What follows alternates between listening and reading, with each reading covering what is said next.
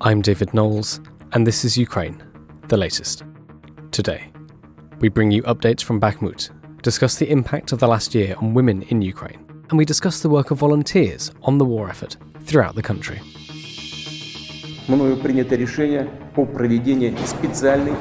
This hideous and barbaric venture of Vladimir Putin must end in failure.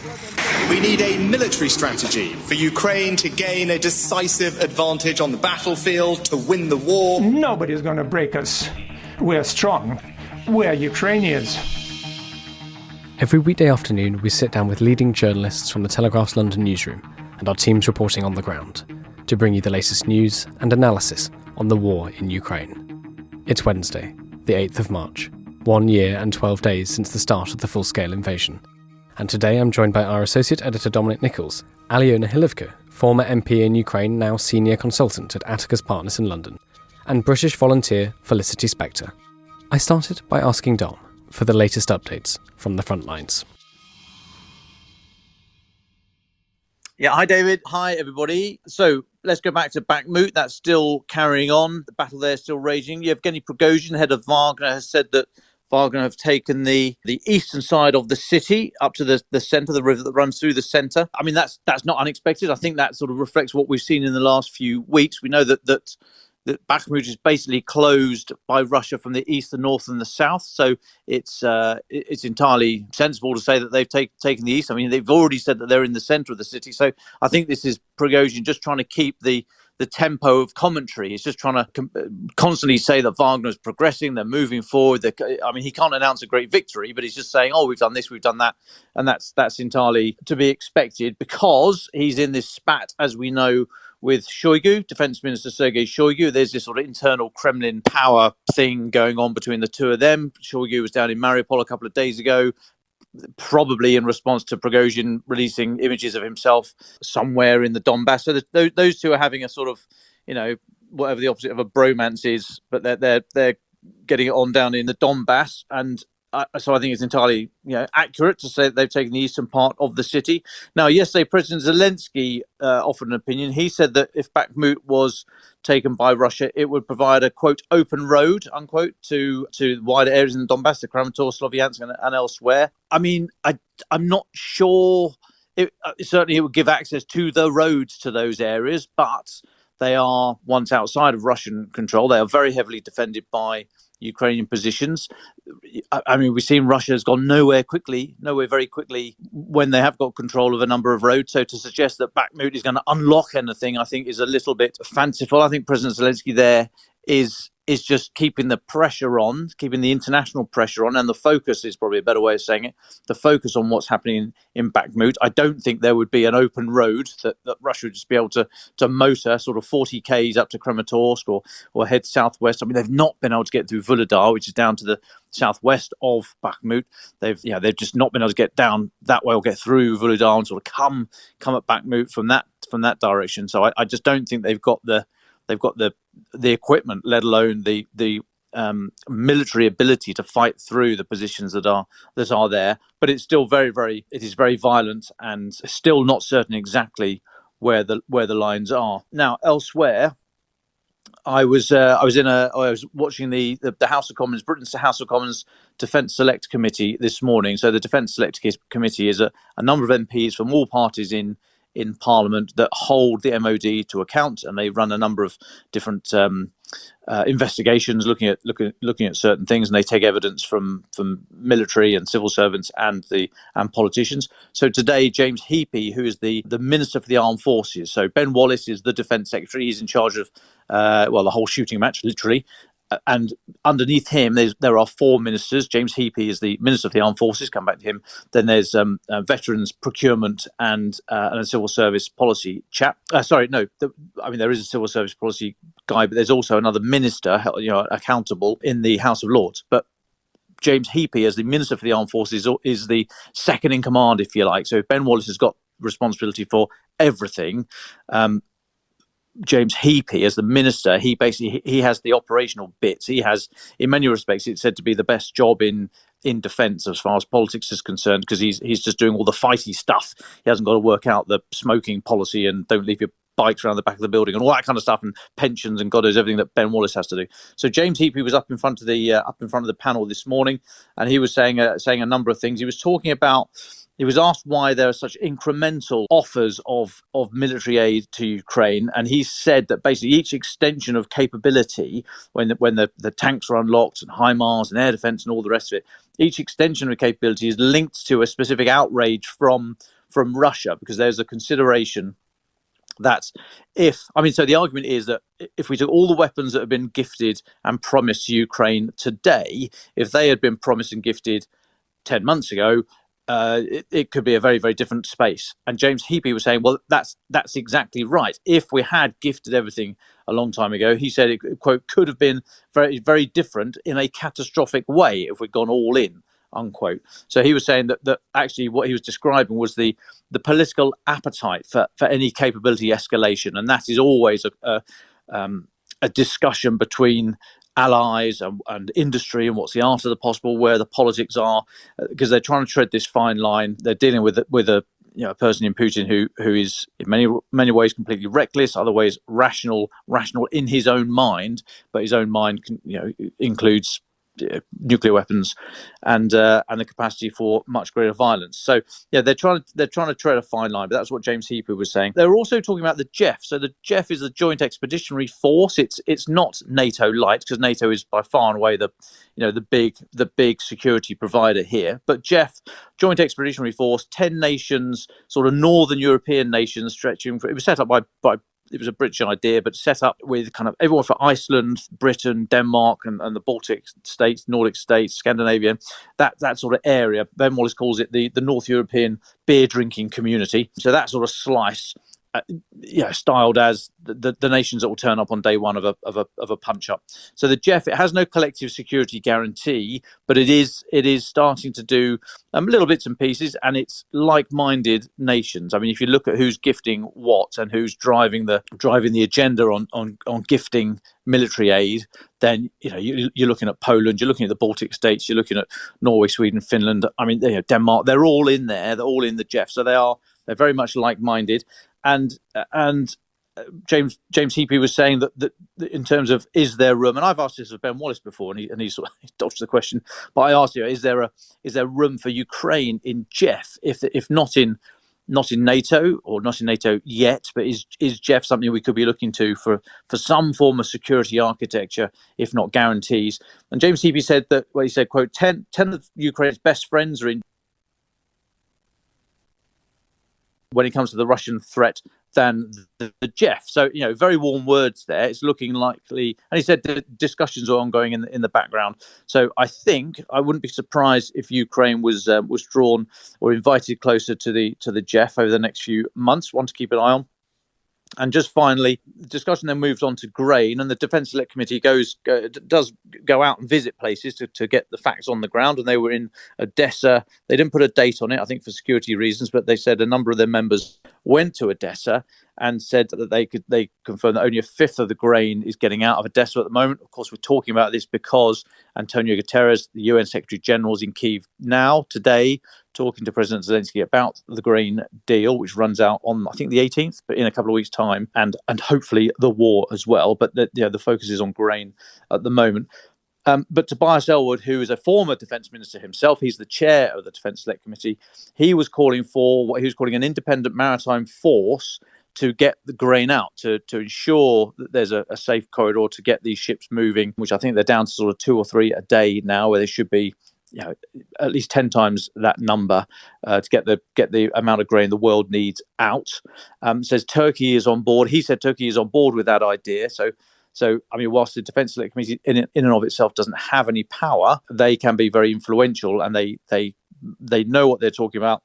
They have the credibility to put these ideas to ministers and put these ideas to ministers.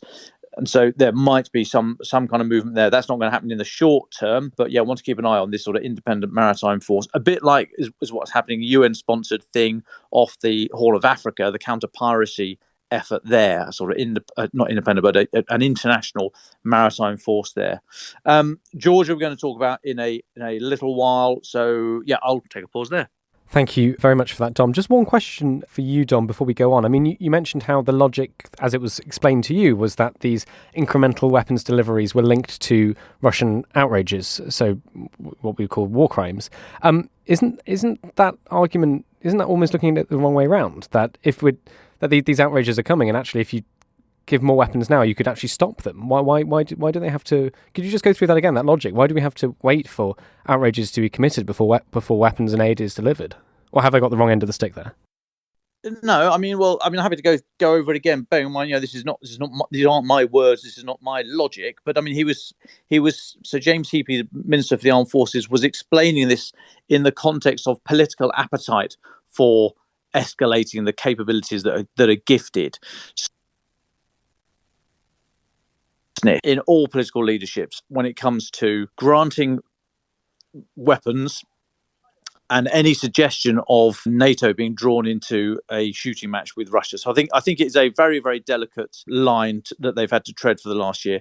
Bearing in mind that wasn't universally popular. We see now actually there's more NATO with Sweden and Finland likely to almost certainly going to join NATO, more NATO on Russia's doorstep because of this war than less. But that wasn't always guaranteed. I mean, there was a chance. Putin thought this would split the alliance, and it's for the historians to wade into it in the coming years to see how close that actually came. So, they're trying to drag the alliance forward. Look how far they have come, whilst at the same time not allowing anyone to be hived off, any splits in the alliance, no matter how big or small that independent or that individual country may be. Any chip away at the block of NATO would be a massive win for Putin, and he would have played it as such. So I just think there's intense nervousness in the political landscape about weapons, and hence, I mean, I don't think it was sort of directly right. They've done this, we'll give them HIMARS. They've done that, we'll give them air defense. But I think it was just a slow realization of the political reality. But he was trying to describe this. The political appetite for getting more involved in the war. Thank you very much for that, Dom. That was really useful, actually. Thank you. Aliona, can I come to you? Aliona, thank you so much for joining. Yesterday, we spoke to a Ukrainian woman in Poland who talked to us a little bit about how Ukrainian refugees in that country are working together, are supporting each other. Could I ask you to talk a little bit about the situation in Ukraine itself and how the invasion has impacted on Ukrainian women? Hi, David. It's my pleasure to be in this space again. Certainly, the women have been affected by the war tremendously. They have suffered a lot throughout this war, ever since the beginning of the war in 2014, especially in the last year. But we have also seen the immense showcase of courage on their side and taking the initiative and fighting through all the challenges. So just to start on the challenges, it's quite difficult in Ukraine right now because women have taken on the roles of, healing, saving lives, feeding people, their children especially. Taking care of them has become very difficult, not just in the occupied territories or near the front lines when the fighting is quite intense, but we've also seen women impacted by the war all across the country with the lack of electricity, heating, running water in the winter months. So that has made lives for women and children extremely difficult. You have to see women constantly undergoing stress. The health has been affected tremendously, and with all of the ongoing stress and worrying for their men who are on the front lines, because every single one of us has someone whose life is at risk on a daily basis. And at the same time, maintaining that spirit and trying to, calm down the children and support them in their education, which is mostly online these days as well. Escorting children to the bomb shelters, entertaining them there. In the early days of war, we've seen children given birth in the bomb shelters. We've seen the maternity wards targeted by missile strikes. We've seen the increase in the premature birth by women, which I believe has tripled in the last year. So the time for all the women in Ukraine has been extremely difficult in the last year. Thanks, Aliona. Can I ask a little bit about Ukrainian women in the armed forces as well? I mean, we know that quite a few have gone and joined the armed forces of Ukraine. What do we know about what they do and their lives? Indeed, there's been a fascinating influx of women willing to serve on the front line to oppose the Russian invasion on Ukraine ever since last February. So prior to that, I believe officially there were 32,000 women who were serving in the armed forces in various positions, rarely on the front lines, but that still was the case at times. Nowadays, I think we account for 50,000 women who are serving in Ukrainian armed forces. About 10,000 of them are either directly on the front line or are about to get moved to the front line, so definitely in the combat positions. There has been a study conducted last year in spring, I believe, when the invasion was just unraveling, with over 60% of women willing to go fight alongside men and defend their country. So that's aside of the fact that women join as medics, that they need to take care of children, that they need to hold the front back home. So many women had started volunteering as well. I know that for all of the women who have not joined the armed forces, they've all become volunteers in their own capacity. It's become a second and a third job for all of us after trying to keep the economy going in Ukraine, or, for example, me being here in London. I know that I spend at least 3 to 4 hours every day coordinating any humanitarian aid I could get and source and send off either to my brother, to his unit, or someone else who asks for help. So that's an ongoing second job that we all have. But going back to the heroic women on the front line, I've personally met 2 of them who are most outstanding women. One of them was actually in the Battle of Mariupol. She was in Azovstal, whose name is, the military name is Taira, aka Yulia Payevska. She was a prisoner of war. She was tortured. She told me the most horrific stories about the torture she had to endure while in Russian captivity, and then she was exchanged. And I met her on the wonderful occasion when she's received the Magnitsky Award from Bill Browder when she was here in London last year. But another woman who I found most fascinating is someone who's in Ukraine. She is called the Witch of Bakhmut. So it's Olha Bihar. She is currently fighting with her unit. She's the leader of the unit. She's fighting in Bakhmut, obviously. And she's firstly the most beautiful and secondly the bravest woman I have met thus far in this war. And just hearing how she gave up her very successful business and very comfortable life. I believe she had a law practice in Ukraine just to go and fight for Ukraine alongside of many of her male family members. I think, if I'm not mistaken, her brother is also fighting on the front line, who's younger than her, and many other friends. So we've seen some fascinating stories come up from this war in Ukraine, and I believe there will be a lot to cover once the war is over. Absolutely. Well, thank you, Aliona. Can I ask you one more thing? I'm just thinking in terms of sort of wider societal change, thinking back in history to the revolution for women from the First World War in the UK, when so many men went off to fight and women were brought in to various jobs where they hadn't been in before, and images like, for example, in the US, Rosie the Riveter in the 40s and 50s. Would you put this? I mean, have you seen a sort of wider societal shift for women since the start of the full-scale invasion? And if so, what are the contours of that? How is that working? Yes, absolutely. So there has been a law adopted by the Ukrainian parliament on women having to register for military service as well, just according to their professions, wherever they could be useful.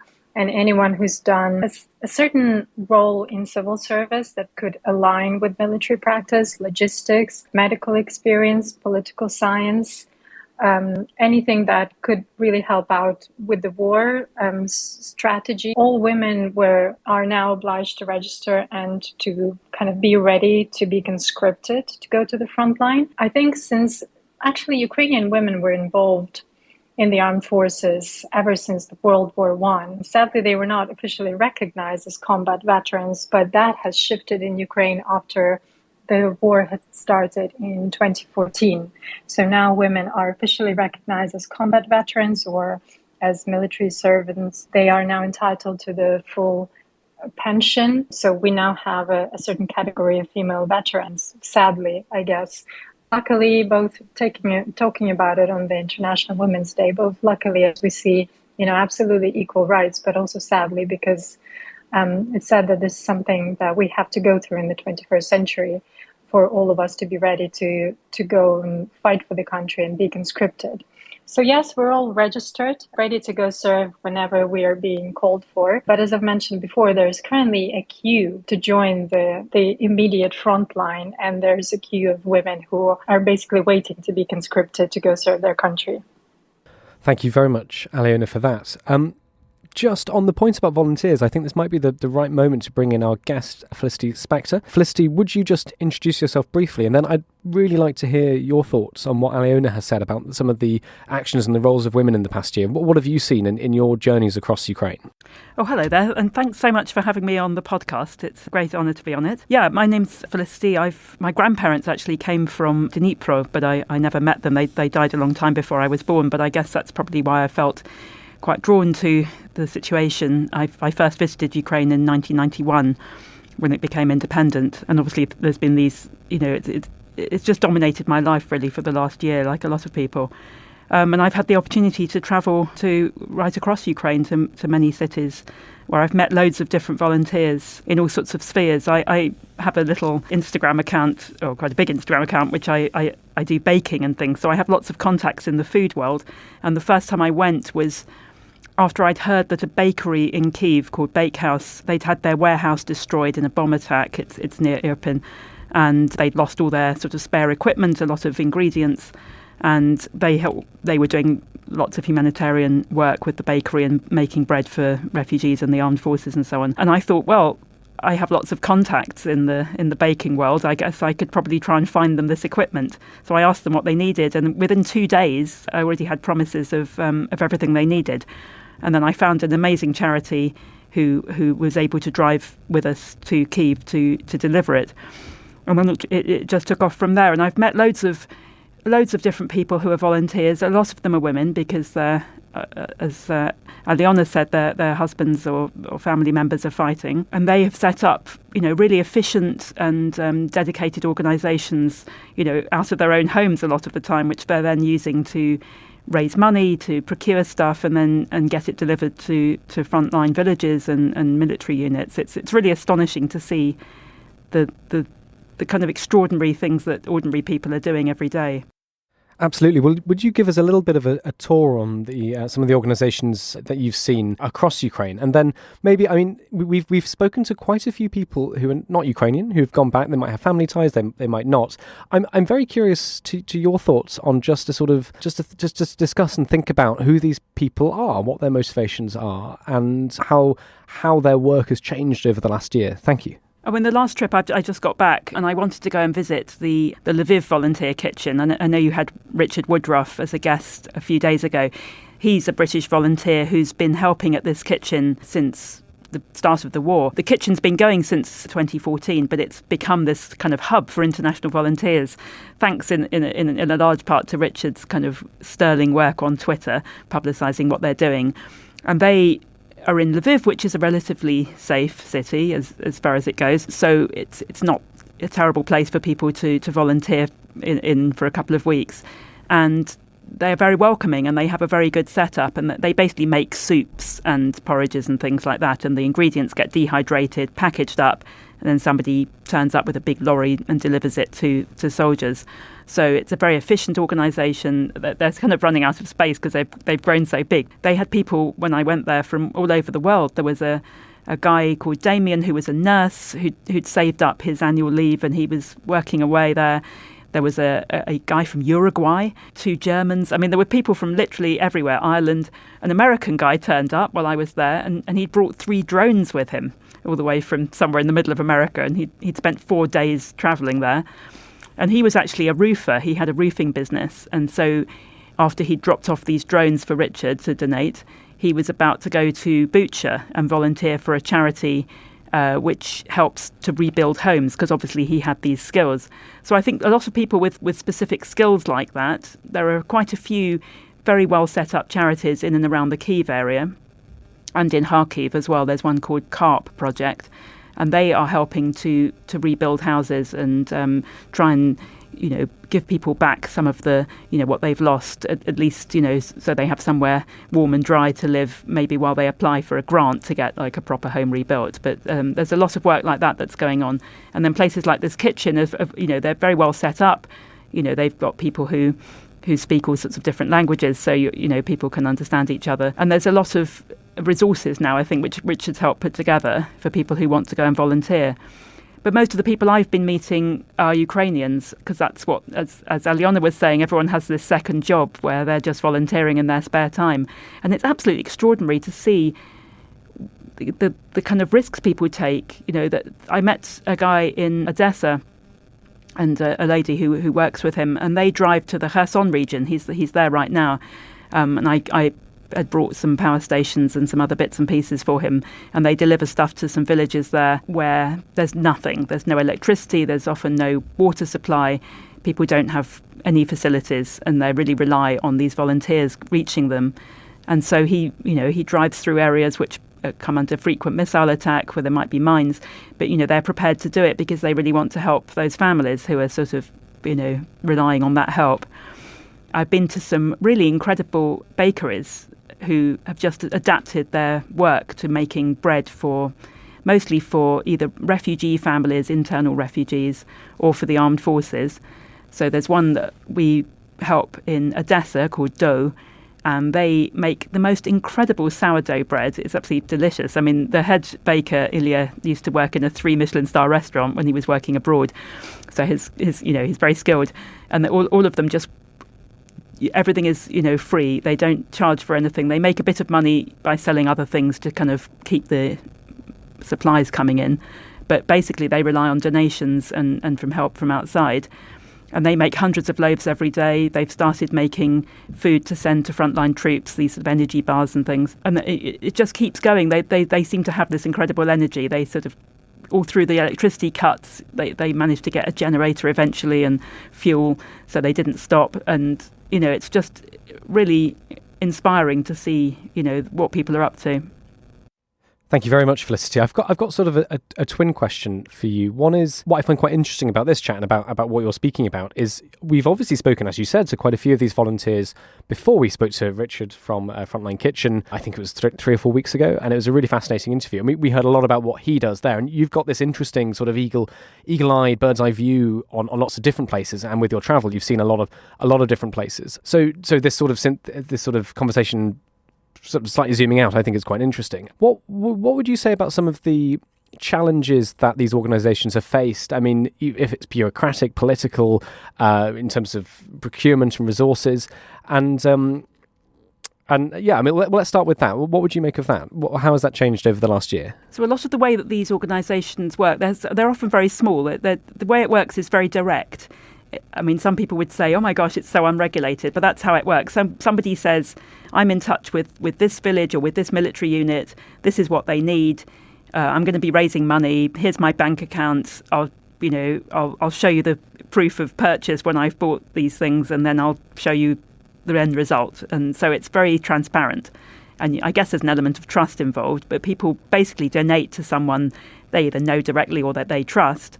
They raise the money, then they try and get hold of everything, and then they have to deliver it. So it's a very sort of direct, no middleman process. And a lot of it, there's videos on social media to sort of prove what they've bought, and then a picture of them with a soldier with their face sort of obscured, showing that it was delivered. A lot of times they can buy stuff, they want financial donations because they can buy things like food, blankets, sort of basic supplies within Ukraine. It's a lot cheaper than bringing stuff in from the West. It's very expensive to bring a van. Like when we came with the bakery supplies, it cost thousands for the insurance and the petrol and so on. So you wouldn't do that unless you had, either stuff that was impossible to get or that was very expensive and had been donated.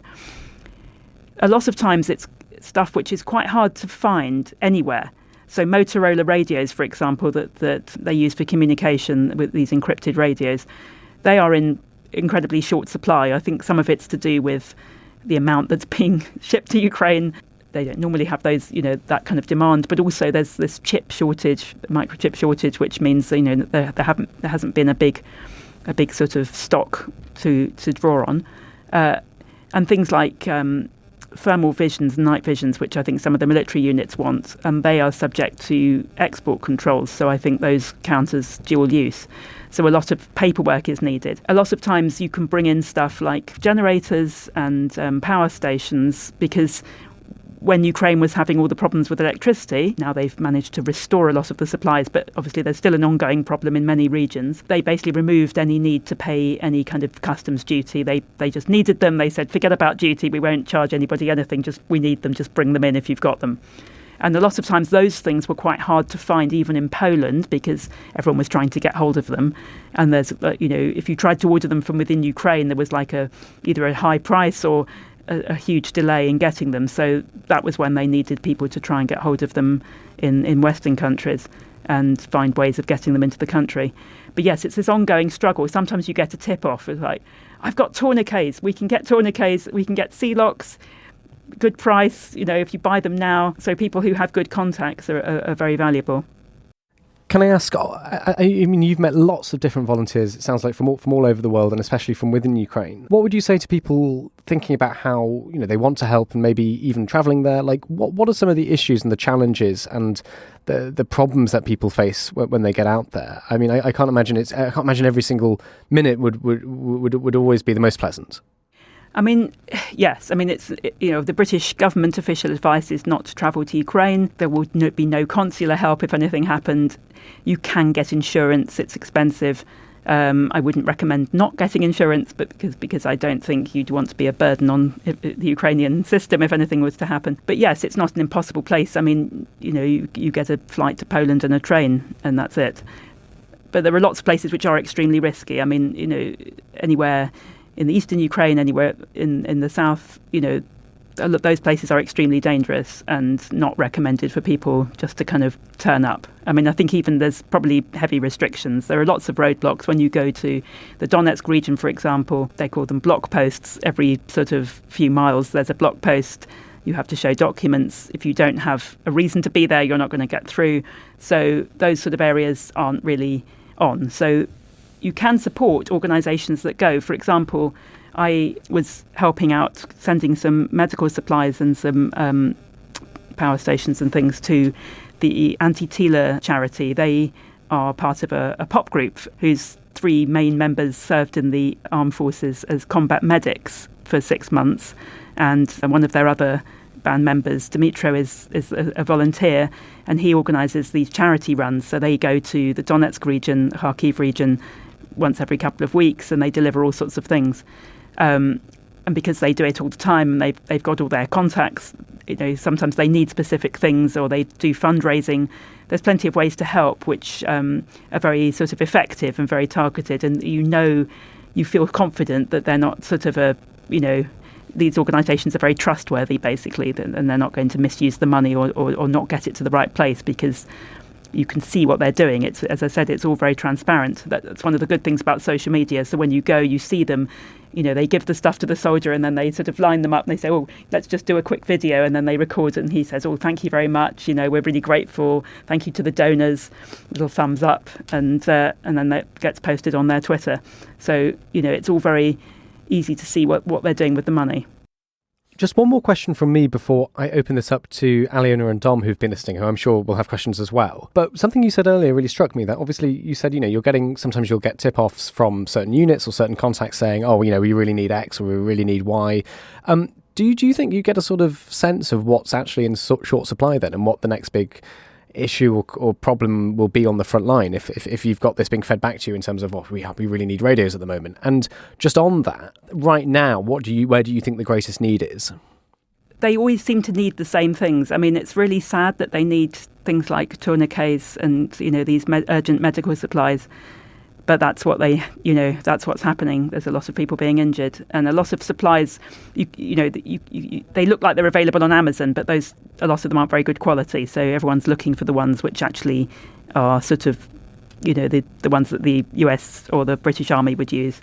So those kind of things. Again, there's often a delay, and you have to pre-order them or whatever, or try and get some if somebody gives you a tip. And these at the moment, communications again. They use Starlink a lot, but there's obviously a question mark sometimes over that. And these radios, again, because they're in short supply, I think people just think, oh, we better try. If we see some, we need them. We better pre-order them, and then if they come in, we know where we're going to get them from. So I think a lot of the time, I don't know whether it's that they need them instantly or whether they don't want to not have them. But yes, I have a friend who has a medical charity, and she said she always sends things off and she really wishes that they would never be used, but sadly they are used. So, there's just a never-ending need for these IFACs, the individual first aid kits that the soldiers carry around with them, and all the related supplies. Celox, which is like a blood coagulant and things. I mean, not something I've ever come across before, but I guess very useful if you're on a frontline unit. Thank you very much, Felicity. Aliona, do you have any questions for Felicity? And then maybe we'll go, if not, we'll go to Dom to talk a little bit about Georgia and get Aliona's reaction to that. But first, Aliona, you've been listening to this. Any thoughts on this?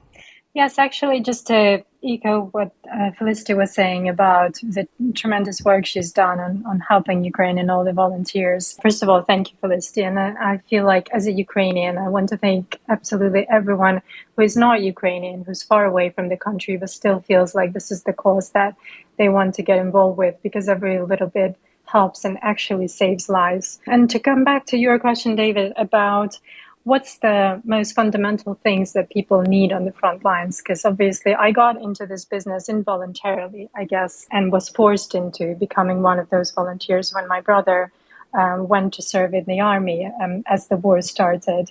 And things like tourniquets and Celox is something I became familiar with straight away, because as I was trying to source that for my brothers, he was going straight to the front line with minimum military experience. I remember getting in touch with the producers as well, and them briefing me on how to use it, because, there's several types of Celox, for example, which is a blood clotting agent and helps cover up open wounds, and then bullet wounds. So I had to get a crash course on which one to use when, because if you use it in the wrong way and the wrong type, then it might actually cause into a casualty and death, God forbid. So I similarly had to get my brother on the phone and brief him quickly with the little batch that I got from the producers to tell him how to use it if he gets, wounded by a bullet or if it's an open wound. And I remember just being absolutely terrified exactly a year ago in March, when I had to kind of absorb all of that information and pass it down to my brother, understanding that initially this might save his life and life of his friends and combat mates. So anything that has to do with medical care, any wound healing treatment is highly needed on the front line right now. There was a time, again, when the wars just started and my brother was conscripted, I had to send him a bulletproof vest, and again, became an expert in that and all the plate carriers and the qualifications and NATO standards and the helmets. So I've become an expert on that as well, unfortunately. I think they are now well sourced with that.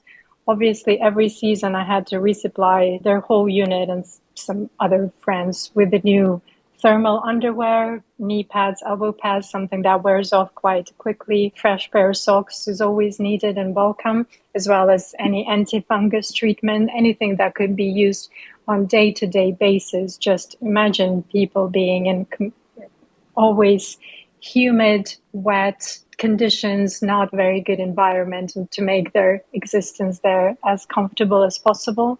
So anything you can think in that in terms of anti-flu medicine, ibuprofen, all of that really counts. And I know that many packages like that are being sent to Ukraine now and are in quite a high demand. I was just going to come in and say how there are some quite innovative ways of raising money nowadays, because everyone's trying to sort of generate, keep the interest coming. And the Anti-Tila charity, for example, when they go out on their trips to the Donetsk region and meet up with these units that they support, they pick up what they call sort of war trophies. So they pick up things like shell cases, little ammunition cases, all sorts of things like that. And then they sort of clean them up and then they auction those off because people want to buy something that's been sort of captured from the front line, and they can raise money that way. And also when we went there, they took a load of books. There was a girl who'd come up with an idea to get a book signed by some of the defenders and get them to write a little dedication in the front. and then auction off those books, signed by the commander of one of the units. And again, they proved very popular. So they keep sort of thinking up ways of keeping people's interest going and keeping the money coming in. Because, for example, the 130th Battalion, who Anti-Tila support, had their headquarters bombed just before Christmas, and all the equipment they had a lot of it was lost. Thankfully, no one was killed, but a lot of their equipment that they just got, and they needed to start all over again, getting it all back. So, they had to suddenly put out an urgent appeal. We need this, we need 5 drones, we need 4 radios, we need whatever. So, they have to have these contingencies because, obviously stuff could get lost in a moment if people are under continual attack. Dom, I know you had a question. Would you like to come in? Yeah, sure. Felicity, thanks so much for joining us today. I'm just having a look at your feed online, and I'm just wondering, had you had much exposure to cooking from Ukraine or the region before your involvement here? I mean, I'm looking at Hamantashen, and if that's the correct pronunciation, is that where I should start? Aliona, I'll be interested in your view here, and be careful because you might actually have to taste it. So where should I start with trying to get into Ukrainian cookery? And how was the Bake for Ukraine? Was it last weekend? Yeah, we had Cook for Ukraine, which is an amazing charity set up by Olia Hercules, the chef, Ukrainian chef who lives in London, and her friend Alisa Timoshkina. We had a big bake sale last week and raised, I think it was just over £10,000. So that was very welcome. And that money will all go to an organisation called the Legacy of War Foundation, which does, again, a lot of really great work inside Ukraine, helping frontline communities with medical aid primarily and evacuations. So Hamantashen is a Jewish cookie that was for Purim, which last night. But I would say start with Olia Hercules' books because they're very approachable, and she's got 4 books. In fact, I've taken copies of her books out to give to her brother who's in the army in Kyiv, and her friend Katria, who's an amazing baker friend who's from Kherson but now lives in exile in Lviv. And there are loads of really simple recipes. You could start with maybe the borscht, because obviously that's, there's nothing more Ukrainian than borscht, beetroot soup. But also there's some very simple apple cakes and things like that. There's a lot of Ukrainian ingredients which I really love, like kind of poppy seeds and apples, curd cheese and walnuts and so on. So I tend to gravitate towards the baking side of things. And just a reminder to our listeners, I think if you have been listening to us for a year and a bit now, Olia did come on and talk to us. I believe off the top of my head, it was last April or May. I'll try and find the episode and share it later. But we have spoken to Olia Hercules. We've had her in the studio, and she was a wonderful guest. It was great to hear from her. Dom, can I come to you? You mentioned earlier we do need to speak about Georgia, and we'll speak about Georgia and what's happening in Georgia in more depth in the coming days. But could you give us just a sort of brief readout of what do we need to know, what's happening in the country? Yeah, it will be brief because it is breaking. So Georgia, we're now on the southeast bit of the Black Sea. So Georgia, Russia to the north and invaded by Russia in 2008. Turkey to the southwest, Armenia, Azerbaijan southeast. So Georgia, we're talking 600-800 kilometers southeast of Ukraine. But last couple of days, there's been huge protests in Tbilisi, in the capital, over a new law, a foreign agents law, that's going through their legislature at the moment to be brought in. So the foreign agent registration, very almost identical. And this is the big beef, almost identical to the one that went through Russia. This is any media outlets, NGOs, any organisation with ties abroad. If they get more than, I think it's 20% of their funding from abroad, they have to register foreign agents. I can't remember the exact definition or the exact wording, but it's all about. I mean, when it was brought in Russia, it was all about driving a wedge between the external, the internal. It's all part of Fortress Kremlin. They're all against us, etc., etc. And there's huge protests in Georgia by the people saying that this is the thin end of the wedge. This is going down that line. So it's been going on for 2 days now. Big protests in the capital. So far, only tear gas and water cannon used against the protesters. 66 arrests, I'm told. In fact, Natalia is reporting for us from Turkey. So it is a breaking situation. I mean, we need to pay attention to this, and we need to do a deep dive on Georgia. Like I say, invaded in 2008, still with Russian soldiers. I think about 5,000 Russian troops camped out in Georgia, and it has been largely overlooked since the full-blown invasion, but one we very much need to pay attention to. And Aliona, I'd be very, very interested in your views here on what's happening. Is this all bubbling to a head now? Is this what we're seeing, or is this just, has this got a lot more to run before there's any meaningful change there politically? Thank you, Dom. Well, I would respond to that by saying I really hope so. I really hope that it will bubble up to a head and kind of trigger some sort of change in the country. Because just for the context, in just watching videos and footage from the protests last night, I almost had a deja vu, and it really reminded me of the Revolution of Dignity we had in 2014, which I was a part of, because we were also waving the EU flags and were insisting on joining the civilized Western society where human rights are actually respected and we're not being pushed towards Russian authoritarianism. The important thing to watch, just to put this into context in the region, is to understand what's happening in Georgia, and what could it eventually boil down to is to see what's been happening in Moldova, Ukraine, and Georgia. These are the three crucial countries that kind of create this tendency in the region that could be watched closely. So Moldova was the very first one who was invaded by Russia, and they created the so-called Transnistria region occupied by Russian proxies almost 30 years ago, if not longer now, when Moldova had its chance to kind of move away from the post-Soviet space and join the European community along with Romania, because Moldova does have strong ties with Romania. The population is Romanian speaking. Many identify as Romanians and have dual citizenship, Romania being one of them.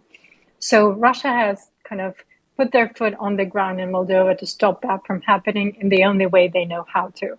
The next one was Ukraine.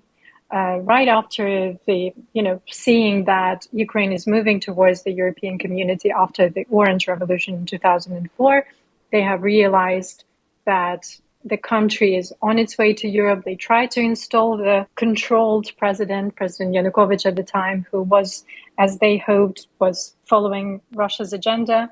But, as soon as he failed and was overthrown, they decided to invade the country to put their boot on the ground in Ukraine and stop us from joining any European institutions. Prior to that was Georgia, because they were the first ones who had their pro-democratic revolution in 2003, the so-called Revolution of Roses, when they tried to move away from their Soviet leader Shevardnadze. He was overthrown. Saakashvili, who is now being held in jail by the Georgian authorities, and we talked about him as well, Dom, on the very first podcast when I joined. He became then the president. He tremendously changed the country. They moved forward. They went ahead to become a democratic, highly developed country. They've done loads of reforms. Of course, corruption, being the Soviet legacy, was a strong element in there, and that inevitably kind of pulled that down. Eventually, with the change of government, we kind of followed the same pattern, with going back and forth from the pro-European politicians to pro-Russian politicians ruling the country, the same path Georgia had to sadly take. And currently, they are in almost the state that we were in shortly before the Revolution of Dignity in 2014, when we had a pro-Russian president controlled by the Kremlin, and hence that was the agenda for the policies in the country. And I believe they are witnessing the same thing. We've seen the difference of reaction to the war in Ukraine between the population of Georgia, the society, and the government, when the government opposed and tried to prevent from implementing sanctions on Russia for speaking out against the war in Ukraine too loudly, etc. So I feel like they have surpassed that fine line where the society was taking it and not getting involved, to now trying to silence the society and, name all these foreign agents.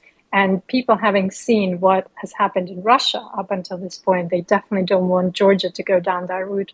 So yes, to answer your question in a very long-winded way, I do hope that things will not stop here in Georgia and they will be taken forward.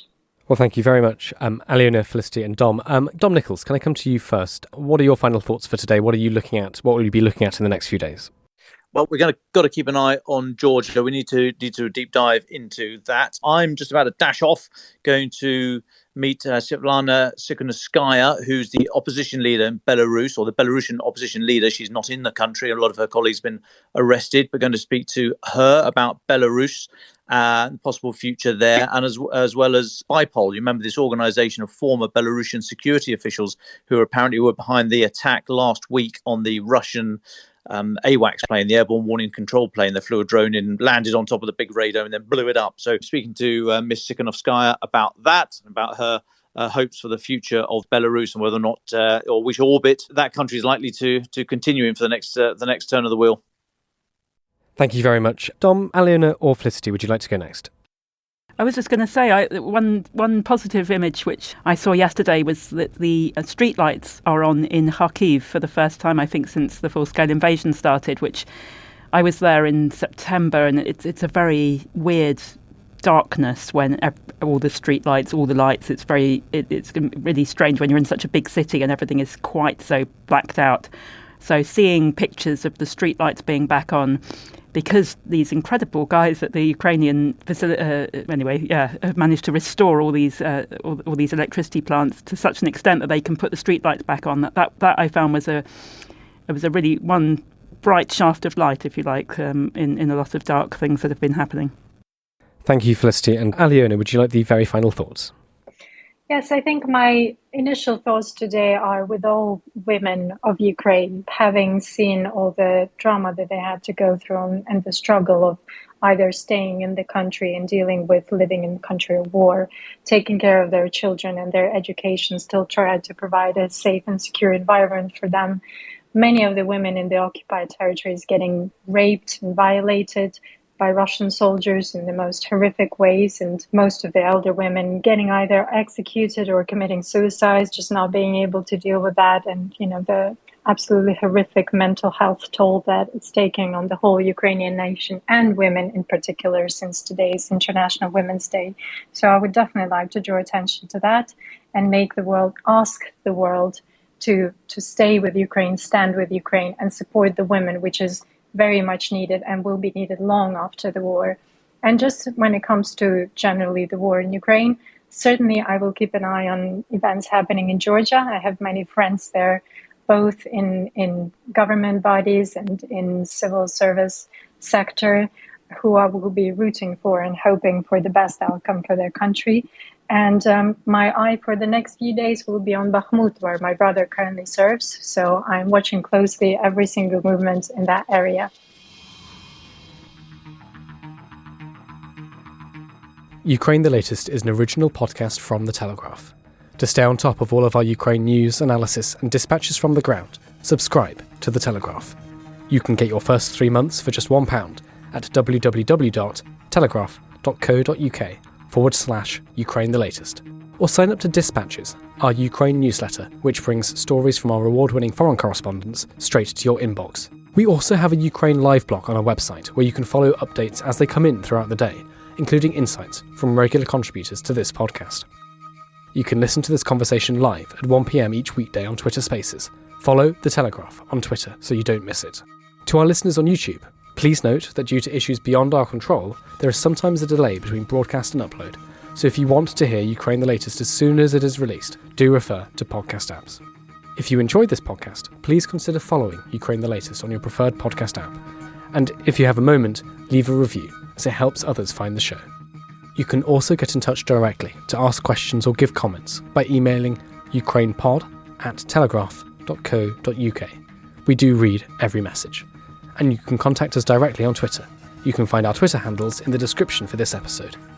Ukraine the Latest is produced by Louisa Wells and Giles Gear, and today on Twitter, Claire Hubble.